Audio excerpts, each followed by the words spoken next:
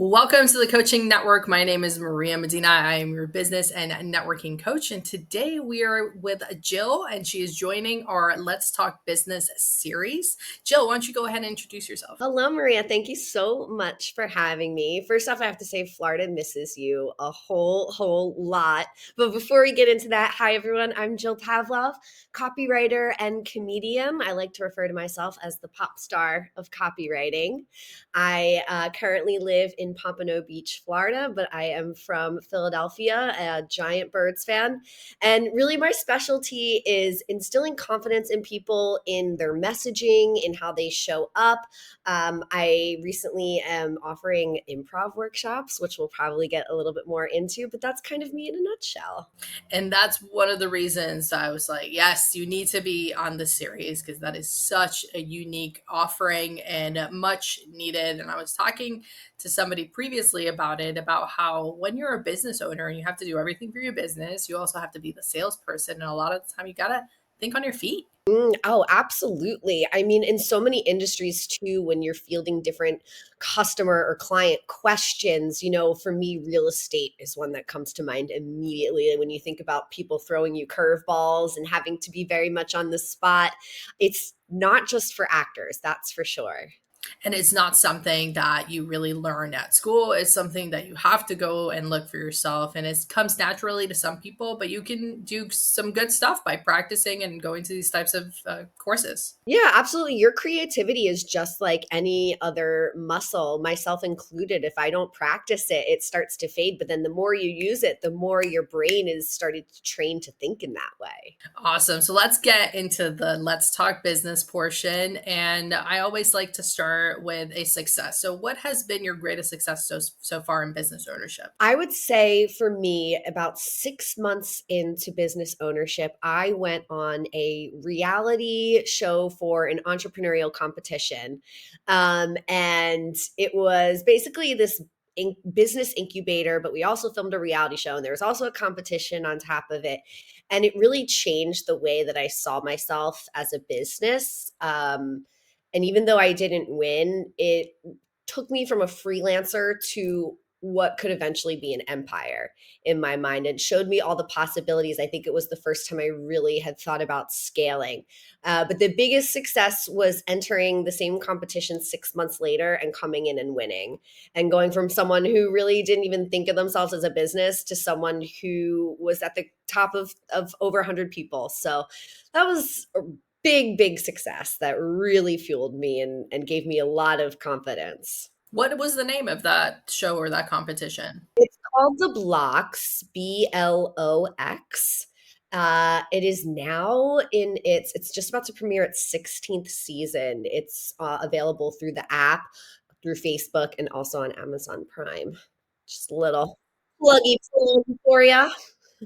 For sure. I'm going to check it out because people often underestimate the benefits of joining a community like that. As you mentioned, you didn't win the first time, you did win the second time, but the value that you get from joining a community of like minded individuals that are going through that growth mentality. Like I went through something similar. It wasn't a competition. It was 10,000 Small Businesses by Goldman Sachs. And we had a cohort of 24, and they have cohorts all over the United States. And it was that growth mentality and sharing what you want, sharing what you're planning to do, and seeing where other people are and what other people are accomplishing.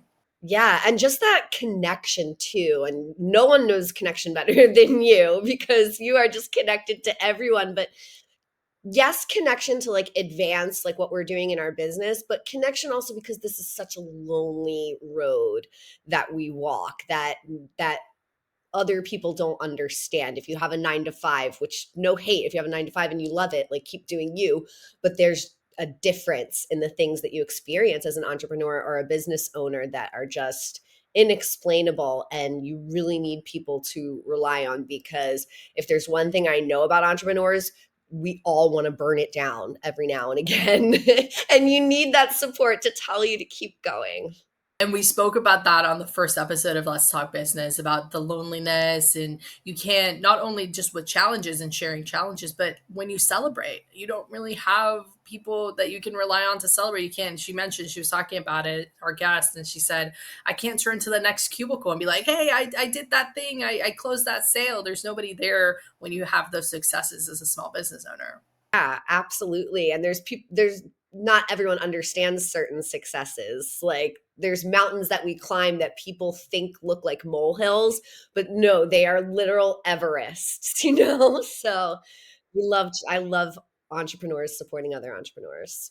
As you mentioned that, my coaching hour, which I just did yesterday, came to mind because I only launched that in February. And what I'm trying to do is make it a perk for my clients so that they get additional time, not only with me, but with my network, with my other clients in the community that I'm bringing in. And that first month, I sort of underestimated how big that hill was. I was like, no, it's established. Just got to send a couple of emails to that. And then for this month, I was like, no, I've got to, make a marketing plan for it. So how many emails, how often, the frequency, what's the follow up? If they click a link, do I send, them into a funnel that then says, hey, you clicked, what are you doing? And coming in with that strategy. And then I got 6 people versus 2 from the first month. That's a huge accomplishment for me. But if you told somebody, oh yeah, I got 6 people to show up, they're like, 6 people. Yeah. No, this exact same thing happened to me. I'm hosting a Women's Day improv, which, at this point when this comes out, this will be in the past. But as we're recording it, it's this coming Sunday. And I have 20 people signed up for it. And my dad laughed at me. I think he laughed at me when I had 15, but even still, I was so excited. Like, wow. So, yeah, people just don't get how these small wins, because one of the hardest things about being an entrepreneur is just that patience. You have to understand that you're playing the long game, and some of these shortcut things that we do just don't cut it. I just jump on my soapbox just for a second because I'm a copywriter, so I always have to talk about ChatGPT, which is a wonderful tool, but a lot of people use it thinking it's like a great shortcut. Like, oh, I just have to put in a prompt and that's it, and I'll copy and paste and I'll put it on there. It's like, oh my God, no, you have no idea the damage that you're doing. You think you're saving yourself so much time, and I get it, we don't have a lot of time, but you're actively turning your audience off with this like robotic, generic, not talking to anyone kind of thing. So you have to understand that like things take time. It's a long-term game, like making connections. I have no idea when a connection is going to refer me to someone, but that doesn't mean I'm not going to like make connections all the time. A of all, I enjoy it, but B of all, you never know when someone is going to reach out and really help you. Yeah, and I find it's so funny that you say that because I love ChatGPT for ideas and conceptualizing. So it's more of a tool that can help you be that sounding board when maybe you don't have the sounding board around you. And it's like, I have this idea. This is what I want to accomplish. What would be the steps? Like, what steps would I have to take? Just give me like the, steps 1 to 5. And then I can go a little bit more deep into myself. And I was like, okay, now that I have the steps, this is what I'm thinking of doing. And then it's like, help me out, help me just be that sounding board for me. But ultimately, keep your voice, like write your own stuff, right? Maybe have it spruce up a couple of things here and there. Have it. Or even for structure, even, or as a copywriter, like I'm not familiar with all of my clients industries. It does help me with some of the research, some of the content, but you got to add like those human nuances, because ChatGPT does not account for context. But to have it as like almost like a business partner is so brilliant. I do that all the time. At the very start of improv for entrepreneurs, I had no idea what it was. I was building it myself. So I'm just talking to ChatGPT saying like, hey, this is the idea. How do you think I should get people excited about it? What type of people do you think I should reach out to? I mean, it is such a wonderful, wonderful tool. I definitely recommend. I don't even know all the stuff you can do with it. I had we were at a talk yesterday and it was all about funding, getting loans, applying for loans, and somebody said, I use it to get a list of all the community foundations so that I can go and hit them up for donations. I use it to get a list of all the $1 million companies so that I know. So it can give you lists and it can give you outreach, but ultimately there is a human element and it is up to you. Yeah, and when I say that, I'm really talking specifically about marketing copy, because that's where brand voice becomes really, really important. There's so many other things that ChatGPT is used for. To me, it's like nails on a chalkboard when I see certain things, and I'm like, no, please let me help you. I promise it won't even be that expensive. Just let me help. I know. And they're like, no, I just have that. I can just type it in. I'm like, it'll be worth it. So far, so you mentioned, patience, but has there been any challenges in your business that you've overcome and how did you overcome them? Yeah, I mean, burnout is real, and life happening is real, and that for me actually really all just kind of hit me last year. When I lost my best friend last year, and it was like at a time that I was like approaching burnout, and so I kind of, that fantasy that we have of burning it all to the ground. I didn't really burn it to the ground, but like there was kind of a ring of fire around it, and I was like, if it happens, it's fine. Like I'll try to water the garden around it, I guess. Meaning that I kind of just like went into maintenance mode with like the clients I had, and I didn't do anything to grow my business. And it was hard because you have that inner voice that's telling you like you're a failure and you should be pushing yourself harder. But I think really the lesson that I learned was that you have to give yourself a certain amount of grace, because if you push yourself through something that you shouldn't be pushing yourself through, you're just going to hurt yourself more. But you also kind of have to give yourself a time limit, because I kind of got into some lazy habits that I fell into that really, I feel like just the start of 2025, I kind of kicked my own butt again and lifted myself out of that.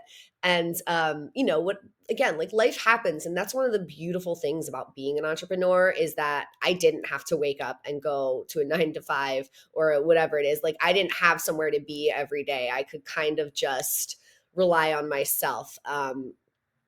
And yeah, I think just giving yourself grace and knowing when it's time to come back. Don't completely kick the bucket. Just like wiggle it a little bit. Spoke with some clients yesterday at my coaching hour and some additional context that popped on there, and I spoke about it with a previous guest whereby sometimes as well we get that carrot of other opportunities like working for somebody else, and when you're an entrepreneur and you're having sort of sustainability and security dangled in front of you by somebody else, and you're down at the moment that you're down and you're like, oh, why am I doing this, why am I working so hard, like I'm not even making that much money, and then somebody says like, oh, come back and work with somebody else. Like it's so tempting sometimes, not to just let it burn, but just be like, okay, let me just hop on over there. Yeah, that it does. It feels like safe and comfortable, and I totally get it. But I think that if you've kind of found yourself out of that already, there's a reason why. And it's funny. I actually just saw someone doing a post that was like very similar to this today too, and she basically was saying like you're no longer that version of you anymore. And if you really walked yourself through the steps of going back to it, really think about it, really walk yourself through and think about what that looks like. But because I'm someone that always tends to glamorize, as soon as like a boyfriend, I would break up with the boyfriend a month later, I'd be like, oh, maybe it was really good. You glamorize when you don't have, like a lot of people do that. But if you really sit down and remember what it was like and what made you leave in the first place, it's like, oh, okay, there's a reason it didn't work out. 100%. And there's that quote that everybody says is the grass is always greener, but the grass is always greener where you water it. Yeah. Ooh, I love that. Yes, absolutely.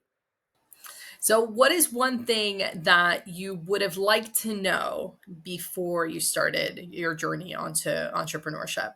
I think probably I would say a little bit more about like lead nurturing and like really what it means to have a conversation with a customer. And I'm saying this as a copywriter, as someone who came from the corporate world and like thought that I knew everything about copywriting.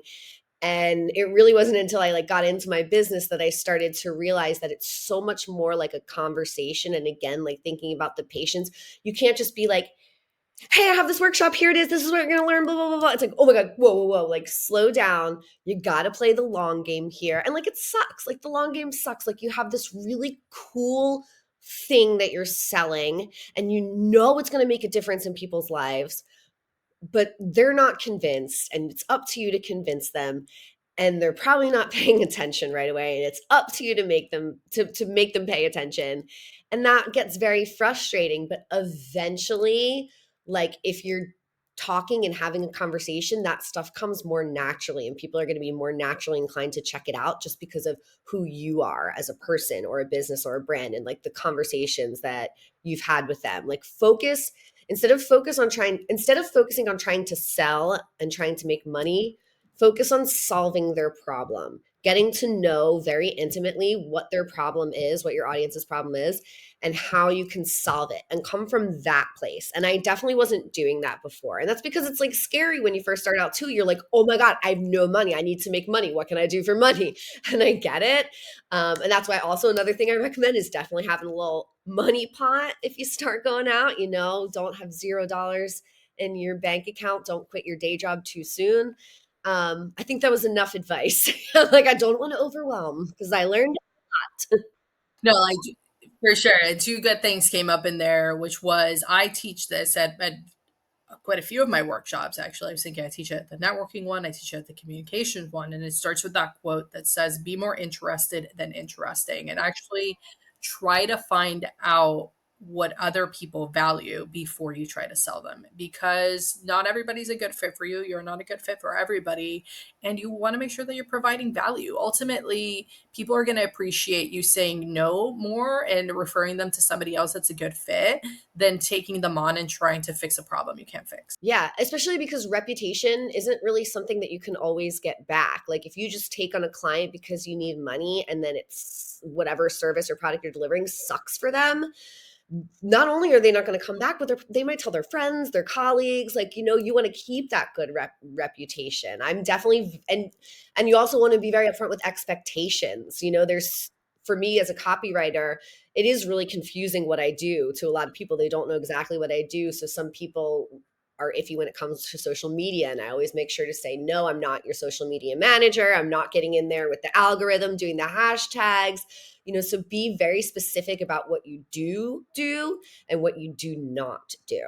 And that can even be something on your website. Like if that, like, websites should be so clear about what you do and what you don't do, and it's perfectly fine to literally have a list like that on your website. Yeah, on your website, your contracts, you just have to set those clients' expectations so clearly. And as you were talking, when I recollect something that I did it in front of somebody. I turned down a client in front of somebody, and I said, "Hey, this was when I had my print shop. They wanted some shirts, and it was a particular shirt order. So I asked them some like qualifying questions. And at the end, I said, I'm not a good fit, but I've got somebody, let me give you their information. And I did this in front of somebody else. And after that person walked away, they came up to me and they said, you just turned down business. Like, why did you do that? And I said, well, I'd rather them go to somebody that's actually going to be able to help them that potentially screw up their order and not only tarnish my reputation, but as well, like, I don't want an uncomfortable situation because I'm not able to meet their needs. Yeah, you basically just showed them right off the bat how credible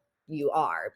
Like anytime that you can kind of reveal a truth about yourself that might not be like the most savory, obviously you don't want it to be completely unsavory, but like admitting a vulnerability, just it's so much more appealing and appetizing than someone who you can tell is like pretending their life is perfect and it's not. We want like to feel like someone else is human, like they're in this with us. I had another with my coaching practice, somebody came up to me and they wanted coaching. And at that time, I had met somebody that was a specialist in their industry and was a consultant and coach within that industry. And I said, look, as much as I'm able to help you, I would be doing a disservice if I did not connect you with this other person that is literally a specialist in what you're trying to do. And that value, people often miss that because they're so hungry, as you mentioned, especially when you're first starting business. You want to just take on every client.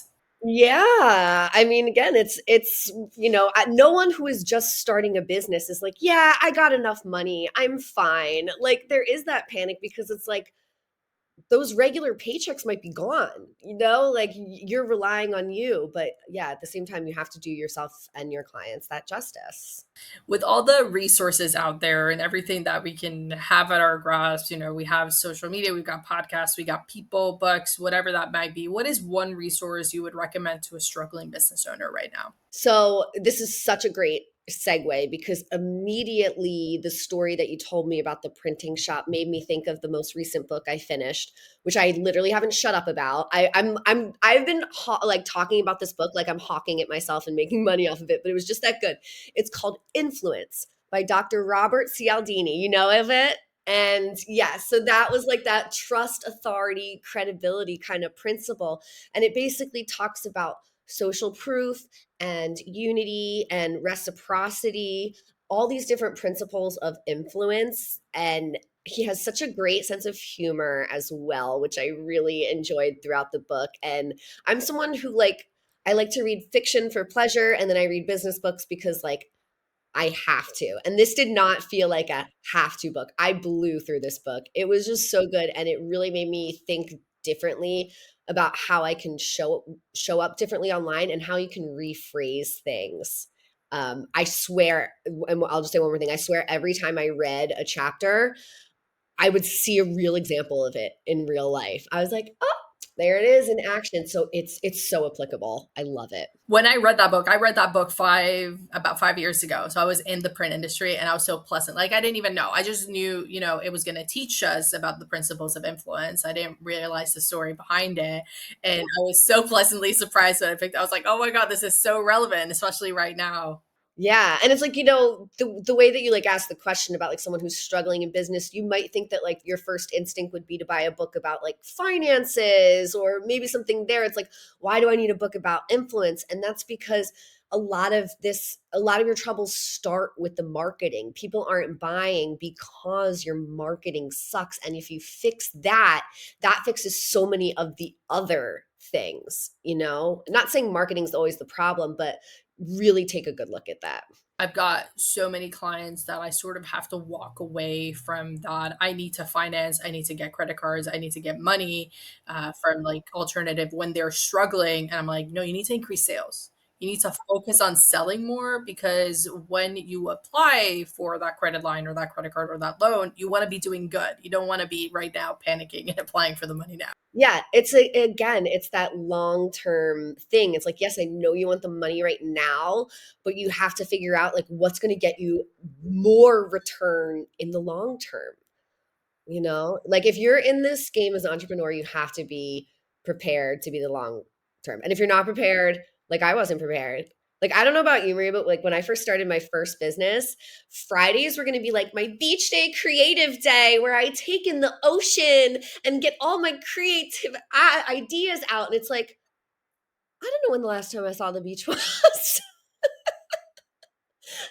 Set your expectations. It's a lot of work and it's not a short term thing that you're going to be successful overnight, but there's so many things that you can start to put in place today to set you up for that long term success. I always set that expectation with my clients that are starting new. Don't expect to pay yourself in the first 3 years. Yeah, it'd be great if you can, but don't expect to. So have contingency plans for that, as well as you might see some longer hours, but keep that balance, keep that hustle. It does pay off. And one of the things that people forget about the long run is that you got to get to know people on a different level, which is why I put this next question into this Let's Talk Business, which is about sharing a fun fact about yourself. And I like to put that in there because I'm trying to show people you get to know people on a different level. You're going to have a different type of relationship with them. And I've known you for a couple of years. You attended one of my workshops where we did the two truths, one lie. So I know one of your fun facts. I'm really excited about what fun fact you're going to share today. So what's one fun fact you can share? Oh, and that's funny that you mentioned that because I probably actually one of those is my fun fact. Because my former life when I was in my 20s, I worked for a radio station back in Philadelphia, and I got to do entertainment reporting. So I got to interview people like Bruce Willis, Gwen Stefani, Rob Corddry, people from American Idol, because that was super popular. And now I've just aged myself. So that is my fun fact, is that I used to do entertainment reporting. And it's actually really helped me when I write people's biographies, because I feel like I have a pretty like proprietary questionnaire that I use to get to know people in order to be able to write their biographies so well. Because like you said, you need to know people on another level, and that counts for like your clients, your customers. You need to know them so that you can know how to solve their problems. On that note about the videos of you interviewing, is there videos that we can look up and we can see you interviewing these people? So I have been on a mission to find the video of me interviewing Nathan Fillion, because it used to be on his website like circa 2010, back when websites were still not that good, and his looked like he paid someone $50 to do it. I had so some of them weren't video because we weren't big on video back then. I was in radio. So it wasn't like today where we had Instagram and every podcast was like filmed and chopped up and put somewhere. Most of, because we were on digital cameras, we barely had cell phones at this point also. So most of the stuff I have is pictures with celebrities, and the audio. However, in 2009, I dropped my laptop with my USB in it with all the audio in it and lost everything. So I think if I dig back in my email far enough, I could find it. But none of this is easily accessible other than some of the pictures, which is just a tragedy. I know this generation has it so easy because as much as like they live online, they have all those memories and everything easily accessible to them now. And it's an important lesson on social proof, because it would be so much more credible if I had that stuff. So get your social proof. Make sure you're always taking video. I don't care if you throw the video out at the end of the day because it sucked and there wasn't anything good in there, but just try to video stuff. You never know what you're going to be able to use as content or social proof. And you're learning as you go. I will be candid right now. I had the last 3 workshops I've recorded, and the last 2 I can't use it because it just got the wrong angle. But now I know what the right angle is. And I learned where now to put the camera so that I can start using those videos. Exactly. Like, marketing as a whole is just one big scientific experiment. That's another really good resource. Bonus is the Lean Startup, by Eric something. Shoot, I can't remember the last name because I wasn't even planning on talking about it. But the Lean Startup basically teaches you that when you start a business, you're just conducting one big scientific experiment. And sometimes it's better to get whatever you're doing out there, even if it's not perfect, because without any form of feedback, you're always going to be guessing. So people, these big brands pay these big agencies a lot of money to do different marketing campaigns. And sometimes they totally bomb. And it's not because the marketing agency sucks. It's because sometimes things are really unpredictable. Sometimes you just have no human nature, as much as we study it, there is a level of unpredictability. So just, you have to always be testing and collecting data and treating your business almost like an experiment. As you were talking, I had to pull my phone out because my wife was reading a book yesterday and she sent me a quote. And I think it's going to be the perfect quote to actually end this with. And the quote is, "Failure isn't failing, it's not getting back up." And with that, we're going to leave you with the Let's Talk Business. Thank you, Jill, so much for being a guest. If people want to reach back out to you, what is the best way for them to reach you? You can hang out with me on Instagram. I'm at Comedy Jill. Check out some of my comedy. Or if you're looking for some copywriting, for some improv workshops, head over to copy-pop.com. Thank you again. And I hope you guys enjoyed this episode of Let's Talk Business.